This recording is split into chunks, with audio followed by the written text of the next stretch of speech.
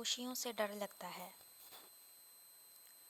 زندگی نشیب و فراز سے پر ہے، خوشیاں مستقل رہتی ہیں اور نہ غم۔ میری زندگی بھی غموں اور خوشیوں کا مجموعہ رہی ہے۔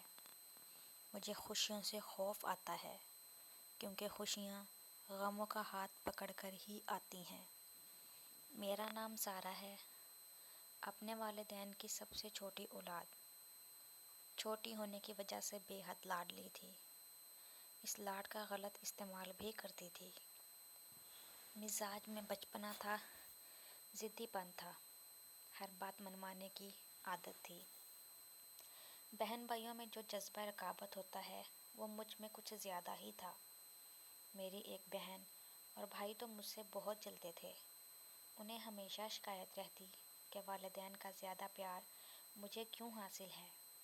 والدین نے بھی اس قدر پیار دیا، اتنا خیال کیا کہ میں کچھ نہ سیکھ پائی، زندگی کی اونچ نیچ بھی نہ سمجھ سکی۔ چھوٹے ہونے کے ناطے سب نے ہمیشہ چھوٹی ہی سمجھا۔ 23 سال عمر ہونے کے باوجود بچپن سے نہ نکل پائی، جو بزرگ سمجھاتے اس کا الٹ کرتی۔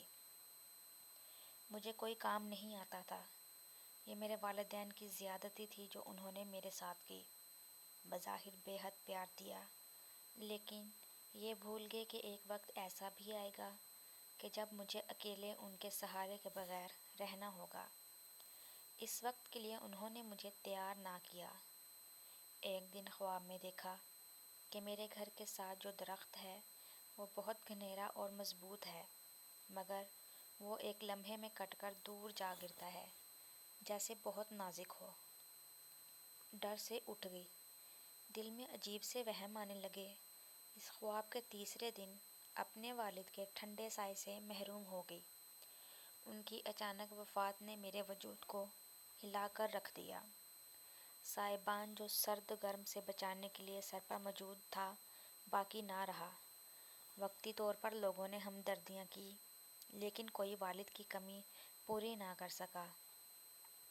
اس وقت میں ایم اے کے پرائیویٹ پیپر دے چکی تھی۔ جس روز رزلٹ آیا میں بہت تڑپی، ابو بہت یاد آئے۔ جس طرح وہ میری خوشی کامیابی پر خوش ہوتے تھے ویسا خوش کوئی نہ ہوا۔ امی بے شک خوش ہوئیں، لیکن ابو کی کمی کوئی بھی پوری نہ کر سکا۔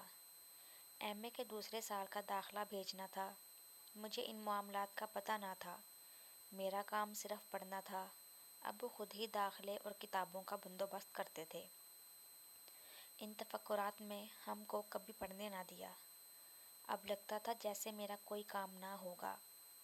بھائی نے سب کروا تو دیا، لیکن اس بات کی طرح نہیں جس کے ہوتے ہوئے مجھے ان چیزوں کے بارے میں سوچنے کا موقع ہی نہ ملا۔ خیر میں پڑھائی میں مصروف ہو گئی۔ ابو اکثر خواب میں آتے تھے۔ اسی طرح زندگی گزرتی رہی۔ ایم اے کر لیا۔ اب بہت یاد آئے، وہ ہوتے تو کتنا خوش ہوتے۔ میں تڑپ تڑپ کر روئی۔ اسی دوران ابو کے رشتہ داروں میں میری منگنی ہو گئی، پھر شادی کی تیاریاں ہونے لگیں۔ کئی لوگوں نے مخالفت کی، دودھیال والوں نے امی کو بہت روکا، سب نے انہیں ڈرایا کہ تم بیٹی کی زندگی تباہ کر رہی ہو، وہاں رشتہ کر کے کیا ملے گا۔ امی فکر مند ہو گئی، ابو کے بعد یہ فیصلہ کرنا ہی مشکل تھا، اوپر سے لوگوں کی طرح طرح کی باتیں۔ لیکن میں نے اپنی ٹیچر سے ایک بار سنا تھا کہ تقدیریں کبھی نہیں بدلتی۔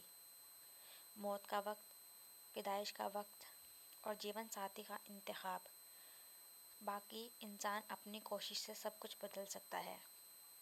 میرے ذہن میں یہ بات پوری طرح بیٹھ چکی تھی کہ یہ فیصلے طے شدہ ہوتے ہیں، اس لیے امی کو تسلیاں دیتی تھی کہ یہ سب اللہ کے ہاتھ میں تھا، تو بدنامی مول لینے کا کیا فائدہ تھا۔